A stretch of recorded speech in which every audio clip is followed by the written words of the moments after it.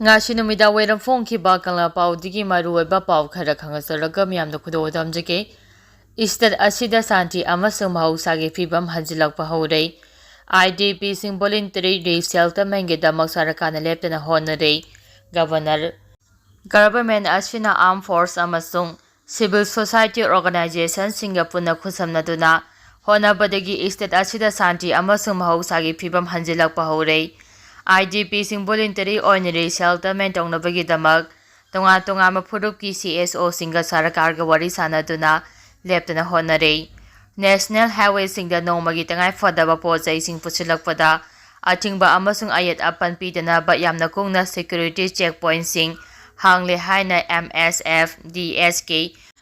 auditorium da pangthokiba Karagin Vijay Diwas palanga mari lenana wangang laduna Manipur gi governor Ajay Kumar Balana phongdokhrei mahangna makhata na haikibada state asida thokiba kanglup ki rangna maram oiraga miyoi kaya gi punsi mangkhrei kaya amana lanjena aduna tunga relief camp sing de leide aduba sarkar asigi maikede gi leidi ba wathok sing ase warosin ama purakpa yauna santi hanjilaknava thabak sing leptana paikhalle masigi khongthang ama oina security force na leptana chatharakhiba operation adugi manung channa sing amasung tampaki mafam kaya dagi haukiba tha khara asigi manungda yamlaba khulai sing phagat pangam khurei sarkar ki maikede gi armed force amasung civil society organization singa khusamnaduna lamdam ashida Santi amasung Mahousagi phibam Hanjillaknaba letana honare miyamdagi namhaduna sel khaiba amasung cyber facilitated scheme yauna funding military group kaya amasu phagat pangamle Manipur police ki maikedi anti extracell cell amasung confidential helpline sing hangdoktuna Central Armed Police Force Assam Rifles amasung army ka loinana unlawful demand sing degi miyam ngak sembagi thabak sathare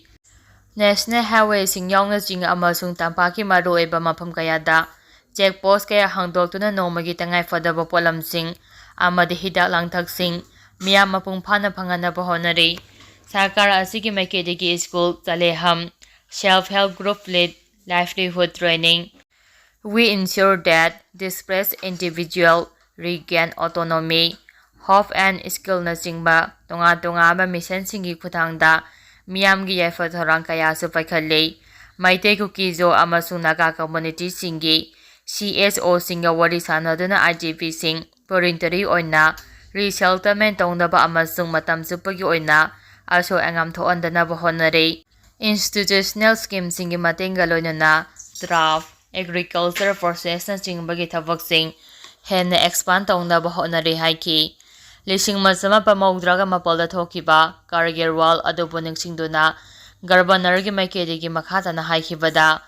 lal aduda marai bakida makthawai katkhiba thongna faraba armed forcing adugi mafamda aikhoina chauraba laman ama tonchillei numit asina lakpada Indiana terrorism amasung leba asigi mayokta landariba singbo maithiba piduna mai pakhiba adu nanghongnuna ningsinglei Kargil lal asina aikhoida unity resilience amasung patriotism gi value sing adu hengalhalle lampham asida Manipur gi thongna faraba lami taret mamaleba ki damak thawai thaki Indiana matam supada leba asigi integrity gi damak chapchana leble haraduna mamaleba ki damak thawai kat khraba lami sing adu gi mafamda ikai khumna ba ulle haina phongdokhi makhatara papauda ulfa ai gi camda surgical strike thakharaba matung Army na drone parallel drill chatharakhrei Indian Army na Myanmar gi ngamkhai lanchina Alpha Igi Kemda surgical strike chathaduna lup asigi maru ebolu singba ahum hat kharaba matung makhata ba operation sing asi drone technology asi mapumfana effective oina sijinaba ngamnaba Indian Army na Myanmar border mayada advanced military drill pangthokre hairi Indian Army na chathakiba military drill asi yumthangnariba Myanmar border da leiriba Alpha Igi Kem singda yamna toina drone strike chathakiba asiga mari lenana pangthokibani Indian Army na chatliba tha asigi hogalakpa sarukta su Myanmar border da leiriba Alpha Igi maru eba kem ani drone attack chathaduna thugaduna kedar kaya amahar krei Dimapur base special corps ki general officer commanding ki makhada Lieutenant General Avijit S Pengakar ki lamjing makhada infantry amasung support army na technical operationsingda drone technology asi henna mapungfana sijinaba ngamnaba pandamgi makhada drone pahar drill asi chathakibani. Indian Army na chathariba drone pahar drill asi intelligence, surveillance and recognizes ISR gidamak drone deploy taunaba lonina matam amadi hekta te life technical amasung operational layersingda precision target tauba ngamnabagidamaktani official singi makedigi phongdorakiba drill asigi matung ina tarakpa challenge singda mapumphana thengnaba ngamnabagidamaktani. Drone drill ado Indo-Myanmar border mayada pangthoki hairabasu chapchana army ki makedigi mafam ado haidopa tawdri adumapu Indian Army ki Dimapur base formation ge forward area singda drone drill ado chathaba oigani hairi. Makha tarakpa pauda Naga gi lam Kanjanaba Banth Koukhibani FNCC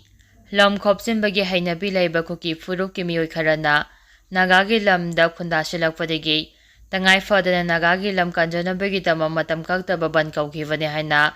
Produce Naga Coordination Committee FNCC na phongdorakli.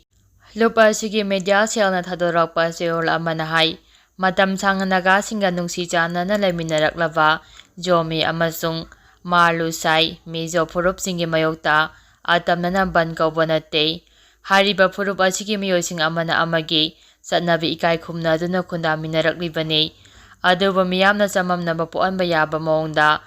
World Koukhibani Intellectual Council WKZIC amadi Koukhibani Council KZC haibana chingba akangnaba organization khara tholaklaga jo miyam pumbagi mohsinduna thabak tawbagi thawong ama chatharakli masina Naga miyamda chamamnaba poalle sayenaba asiko anaba Naga jomi amasung mejo furup singi marakta wakhal taminabagi tangai fadaba lei hainasu cheol asina phongdorakli. WKZIC amadi KZC na jomi amasung mijo miyam apunbagi mohsinduna thabak tawrabra haina hangladuna cheol asina hai kadiguma lupsing asina political gi oiba khudongchaba longnabagidamak jomi amasung mijogi ming sijinaraga atamnana lam khopchinbagi thawrang lakhotibra haibadu khananingai oi chayenaba phibam asiko anabagidamak Police Naga Coordination Committee FNCC na jomi amasung mijo furup kilosingba singa wari sanaduna athuba matamna laikhai tahanba pami lamdam asida tangtu leitaba phibam hanjilhanduna ingtaba phibam lehenaba honabada